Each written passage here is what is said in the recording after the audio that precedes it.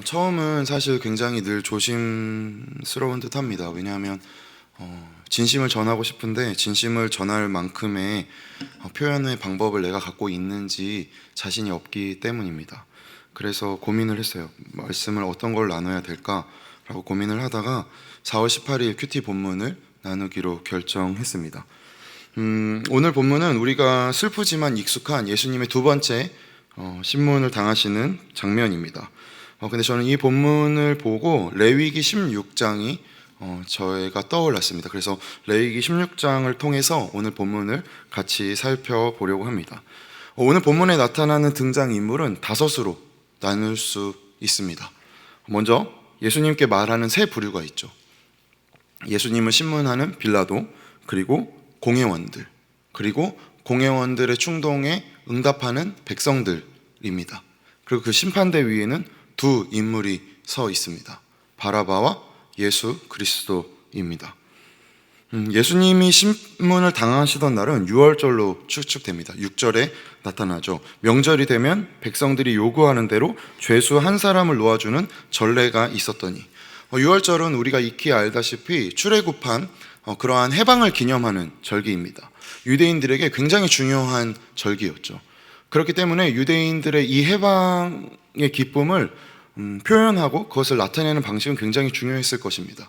그렇기 때문에 이 명절 때문에 로마에서 모두 함께 이렇게 사면하는 것이 아니라 이스라엘이 로마 식민지였으니까요, 로마에게 요구한 것으로 우리가 생각을 추측을 할 수 있어요. 그렇기 때문에 그 요구를 들어줌으로써 좀 그들의 니드를 들어주고 여전히 그들을 식민 지배하기 위한 통치의 방법일 수도 있었겠죠. 그리고 나서 이렇게 해방되는 그 자리에 두 죄수가 있습니다.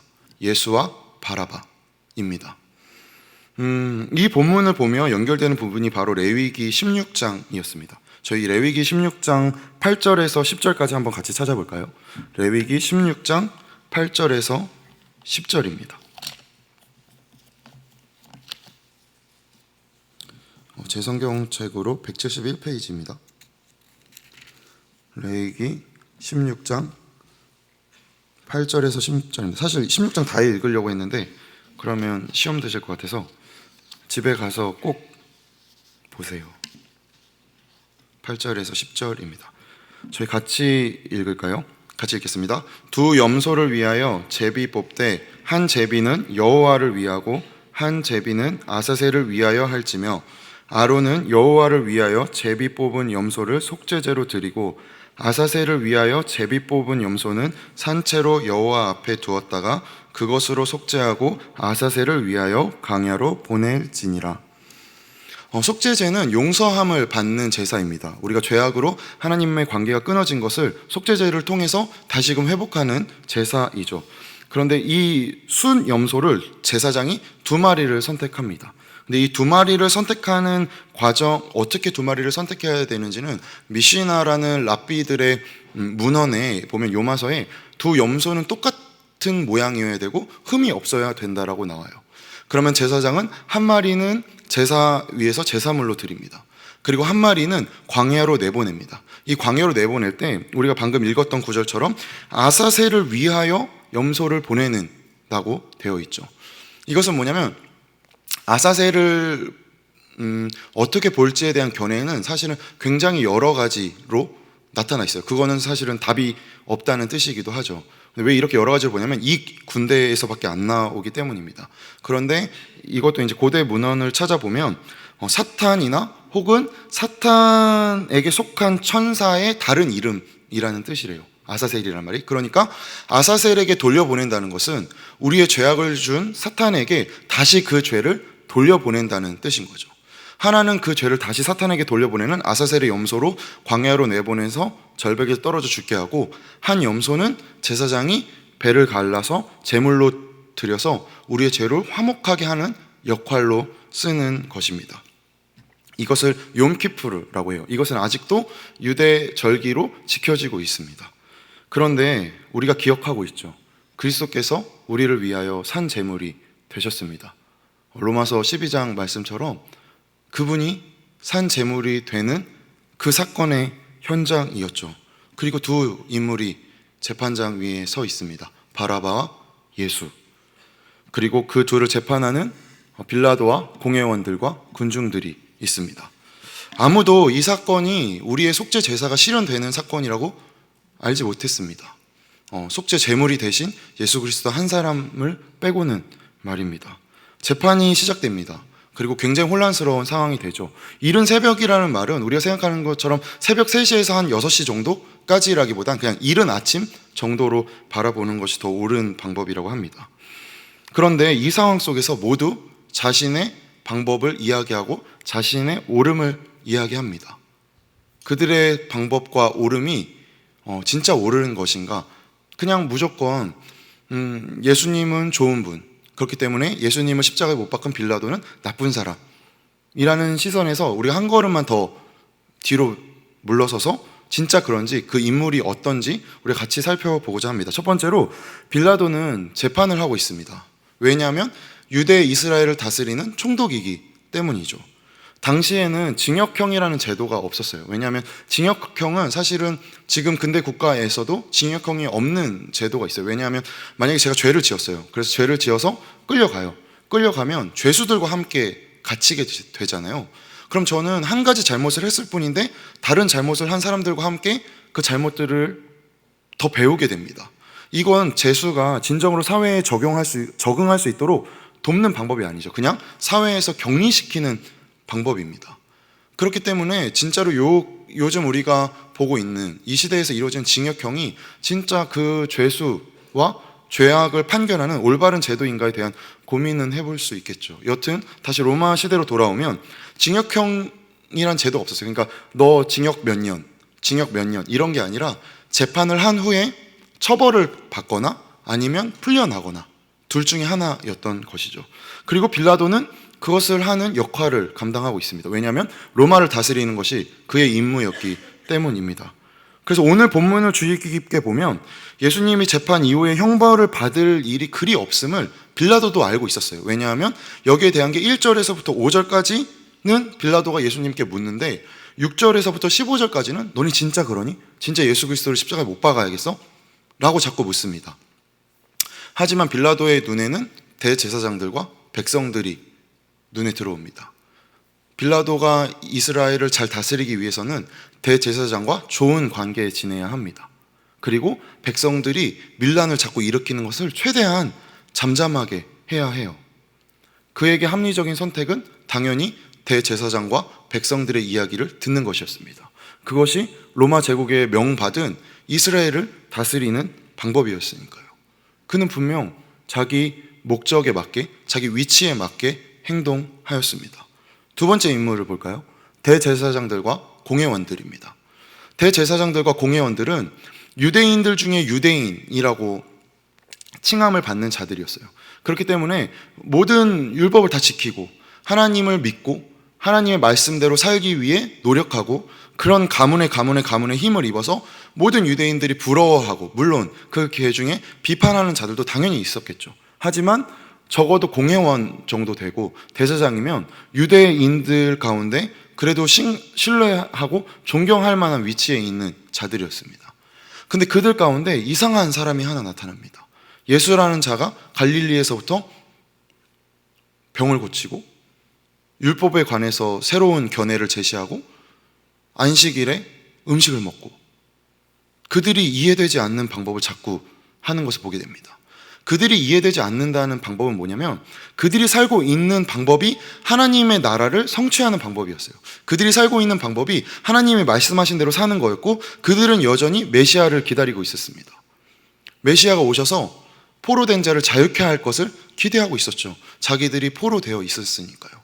그러니까 그들의 눈에는 예수 그리스도는 절대 메시아가 될 수 없었습니다. 메시아가 되려면 수많은 군대가 필요하고 병을 고쳐서 그 병을 고친 자를 군인으로 사용해야 되니까요. 적어도 하나님이 말씀하신 율법을 어겨서는 안 되니까요. 하지만 그들이 바라볼 때 예수님은 계속 반하는 행동을 하고 있었습니다. 그러면 어떻게 생각할까요? 리더 입장에서는 당연히 공동체에서 공동체의 규칙을 깨트리니까 그는 공동체에 불필요한 사람이라고 결정하게 됐죠. 그것이 리더의 역할이기도 하잖아요. 그러면 우리가 대제사장들과 공회원들을 볼 때 그들의 마음 가운데서도 당연히 갈등이 있었겠죠. 우리가 어떠한 일을 할 때 100%로 그 일을 하는 사람은 없잖아요. 49대 51이지 않습니까? 근데 어떤 결정을 할 때 그러게 그가 하는 말이 옳은 것 같기도 한데 근데 그 말이 너무 나를 드러내네. 짜증나 하고 화를 내죠. 그런데 49는 그의 말에 동의하고 있죠. 51은 그의 마음이 불편하죠. 그런데 그 51에 표현하는 방식이 결정하게 되는 거잖아요. 우리도 마찬가지지 않습니까? 그렇게 생각했을 때 대제사장과 공회원들은 그들에 맞는 선택을 했습니다. 예수를 십자가에 못 박아야겠다. 그는 우리 공동체에서 하느님의 질서를 깨트리는 자이다 라고 말입니다. 세 번째로 등장하는 게 누구죠? 군중들입니다. 예수님의 재판을 보러 온 군중들은 적어도 예수님의 소문을 들었을 것입니다. 그가 병을 고치셨대. 그에게 가면은 오병이어의 기적도 있었대. 너 몸이 좀 아프니? 예수님한테 가봐. 그가 너를 고치셨대. 그가 누군가를 고치셨대. 하는 소문이 소문수근수근했겠죠. 그 말씀이 너무 신비로워. 그 말씀 들으러 가자 하는 사람들도 분명히 있었을 것입니다. 하지만 여기서 그냥 여기서는 저의 개인적인 신학적 상상이에요. 과연 대제사장들이 무리를 충동질했다고 그 무리들이 아바타처럼 예수를 십자가에 못 박아라. 야, 대제사장이 예수를 십자가로 못 박으라고 말한대. 예수를 십자가에 못 박아라 라고 이야기했을까요? 그들도 합리적인 이성을 갖고 있고 그들도 옳고 그름을 판단할 수 있었을 텐데요. 왜 예수를 십자가에 못 박으라고 군중들은 이야기했을까요? 어떤 면에서는 대제사장의 이야기를 동의하고 있었을 수도 있겠죠. 어떤 면에서는 그들도 예수님이 하시는 행동이 저거 우리가 배웠던, 우리가 랍비들에게 들었던, 우리가 대제사장들에게 들었던, 우리가 공회원들에게 들었던 이야기랑 다른데? 라는 생각에 있었을 수도 있었을 것입니다. 그리고 또 한 가지, 그들을 가장 잘 드러내주는 역할을 하는 인물이 있었죠. 바라바입니다. 왜냐하면 7절에 보면 바라바는 밀란을 꾸미고 그 밀란 중에 살인하고 체포된 자였기 때문입니다. 여기서 나타나는 밀란은 그냥 갑자기 도둑질을 하고 강도질을 하는 것이 아니라 로마에 대해 대항했다는 뜻입니다. 그러면 대다수가 바라고 있던 메시아는 어떤 메시아였나요? 우리를 해방해 줄 이였죠. 이스라엘 백성의 입장에서는 당연히 자신들의 해방을 위해 힘을 쓰는 바라바가 더 메시아처럼 느껴졌고 그가 설령 메시아처럼 완전히 부합하지 않더라도 메시아적인 행동을 하는 것처럼 보였겠죠.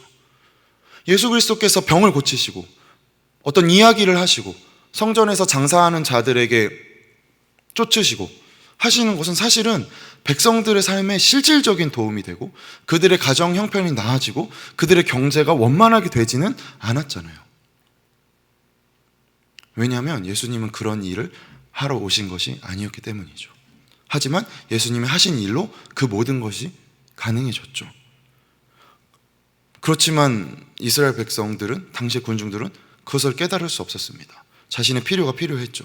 그렇기 때문에 대제사장들이 그냥 뭐야 이거 어떡하지?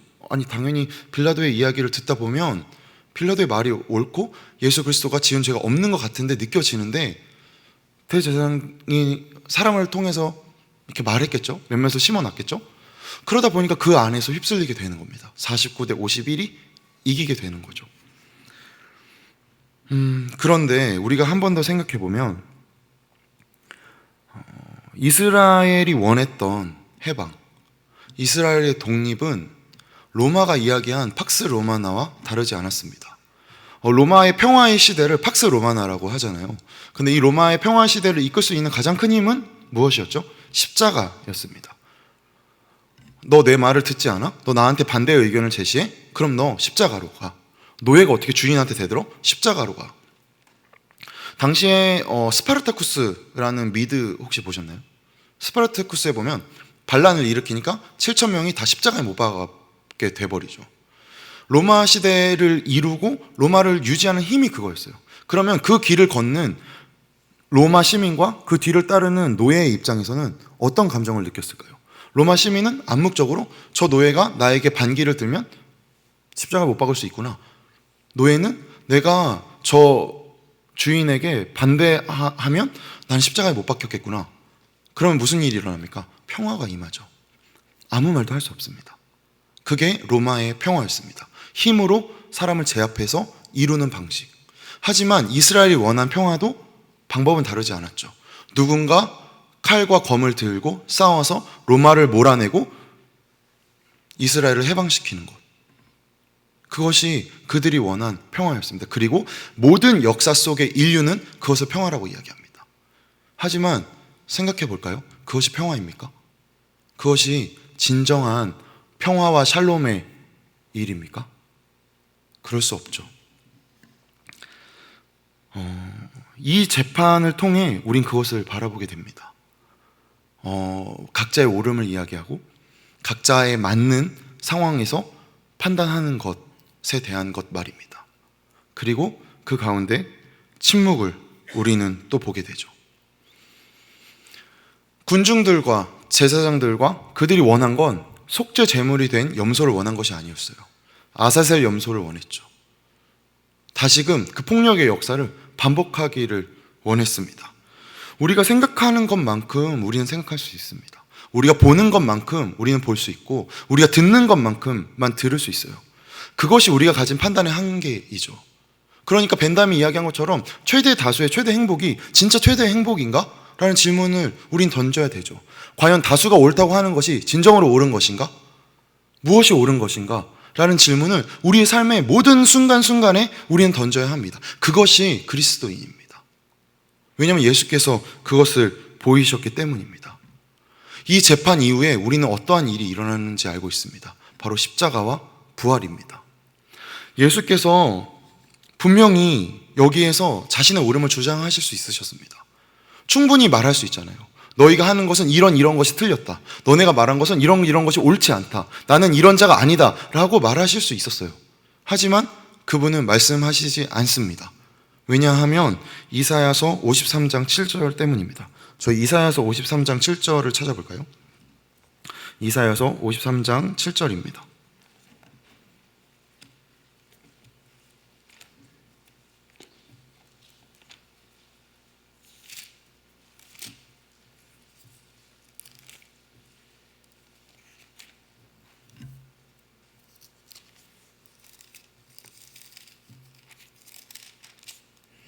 네, 53장 7절 저희 다 같이 읽을까요? 다 같이 읽겠습니다. 그가 곤욕을 당하여 괴로울 때에도 그의 입을 열지 아니하였으며 마치 도수장으로 끌려가는 어린 양과 털 깎는 자 앞에서 잠잠한 양같이 그의 입을 열지 아니하였도다. 예수 그리스도는 말씀을 이루시기 위해 오신 분이십니다. 말씀이신 분이 육신의 몸을 입고 오셨죠. 그분은 그 질문에만 정직하게 대답하십니다. 모든 혼란스러움과 자신의 옳음을 이야기하는 자리에서 침묵하시고 대신 한 가지 질문에만 대답하시죠. 2절에서 빌라도가 이렇게 묻습니다. 내가 유대인의 왕이냐? 예수께서 대답하여 이르시되 내 말이 옳도다. 실로 예수님은 유대인의 왕이었습니다.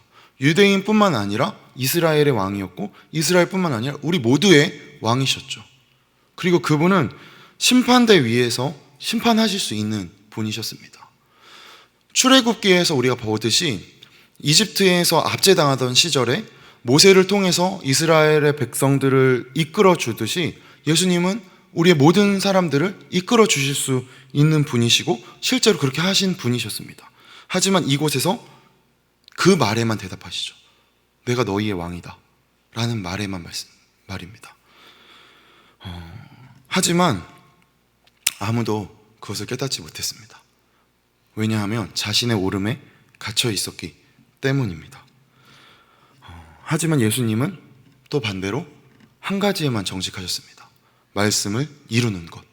그 말씀 앞에서 자신의 감정, 사실 생각해보면 예수님이라고 거기서 그냥 괜찮으셨을까요? 의연할 수 있었을까요? 너무 무섭지 않았을까요? 예수님도 어렸을 때부터 그곳에 서면 십자가에 못 박혀서 죽는 십자가에 달린 시체들을 보시면서 크셨을 거 아니에요. 그분은 인간이셨으니까요. 하지만 그분은 놓치지 않으셨죠. 하나님께서 주신 사명을, 그리고 자신이 그 아들로 오셨음을 잊지 않으셨습니다. 그 말씀을 지켜내야 한다는 것을 말입니다.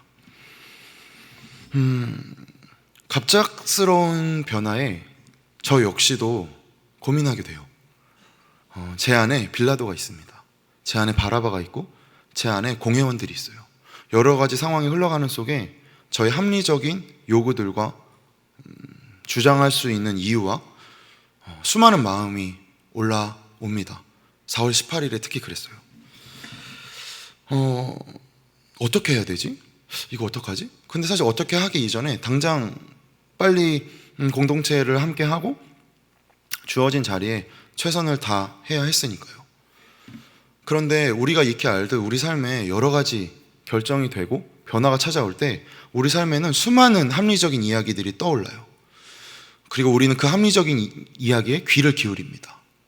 빌라도의 입장에서, 대제사장의 입장에서, 혹은 바라바의 입장에서, 혹은 백성들의 입장에서 수많은 합리적인 이야기가 올라옵니다. 그런데 우리는 예수 그리스도를 바라봐야 합니다. 예수 그리스도는 아무 말도 없으십니다. 그 모든 이야기에 침묵하십니다. 단 한 가지에만 대답하실 뿐이죠. 너가 유대인의 왕이냐? 저는 이 질문이 저에게 똑같이 다가왔습니다. 너는 누군가? 손아람은 누구인가? 저는 청년교회에 같이 도전하고 싶습니다. 오늘 사부 예배를 드리시는 모든 지체들에게 도전하고 싶습니다. 세상이 우리에게 질문합니다. 너는 누구인가? 우린 거기에 어떻게 대답하겠습니까? 빌라도의 입장에서 대답하시겠습니까? 공회원들의 입장에서 대답하시겠습니까? 백성들의 입장에서 대답하시겠습니까? 어떤 면에서는 백성들의 입장에서 대답하는 것이 우리의 필요를 채우기에 너무 탁월하죠. 하지만 우리는 그 질문 앞에 정직해야 합니다. 그 질문을 회피하고 피할수록 그 질문은 우리 삶을 조여오고 우리가 오히려 그 질문에 이끌려가게 됩니다. 왜냐하면 질문은 대답에 이미 참여하고 있기 때문이죠. 사실 이 질문 앞에 그렇다면 답은 뭔가요? 라고 저에게 물으신다면 아직은 모르겠습니다. 아직은 솔직히 모르겠어요. 그런데 대답해야 될 방법은 알 것 같습니다. 그것은 바로 삶입니다. 우리는 그리스도인입니다. 우리는 예수 그리스도를 믿는 자들입니다. 우리는 그 말씀 위에 서 있는 자들입니다. 그 말씀은 우리의 삶을 통해서 드러나야 됩니다. 우리가 말씀을 우리 어떤 지적인 충족을 위해서 혹은 누군가를 판단하거나 혹은 나의 정당함을 옳기 위해 사용한다면 그것은 말씀을 말씀으로 사용하는 것이 아닙니다. 내 변명으로 사용하는 것이죠. 말씀은 나에게 들이대는 것입니다. 말씀 앞에 가까이 서는 것입니다. 그러면 신비롭게도 우리가 익히 알잖아요. 내가 말씀 앞에 다가간 것 같은데 그 말씀이 우리를 이끌고 가십니다. 기어코 힘듦과 고난의 자리에서 우리를 이끌어 가십니다. 수많은 인류의 역사 속에서 그 말씀 앞에 선 자들은 말씀이 그들의 삶을 이끌고 갔습니다. 우리 앞에 주어진 여러 가지 삶의 문제가 있고 여러 가지 도전들이 있습니다. 그 안에서 우리가 대답해야 될 방법은 삶입니다. 삶으로 살아내야 됩니다. 하지만 우리가 대답하는 삶은 우리의 삶이 아니죠. 예수 그리스도의 삶입니다. 그분이 우리를 위해서 죽으셨기 때문이죠. 그분이 우리를 위해서 부활하셨기 때문입니다. 그 이유 외에 다른 어떤 것이 더 필요합니까? 그 이유 외에 더 다른 것이 있어야 우리의 영혼이 충분해집니까? 거짓입니다. 우리의 착각입니다. 그 이유 하나로 우리의 영혼은 더 강건해질 수 있습니다. 그 이유 하나로 우리의 영혼은 우리의 삶에서 충분히 대답할 수 있습니다. 모든 상황 가운데서 그것으로 대답할 수 있습니다.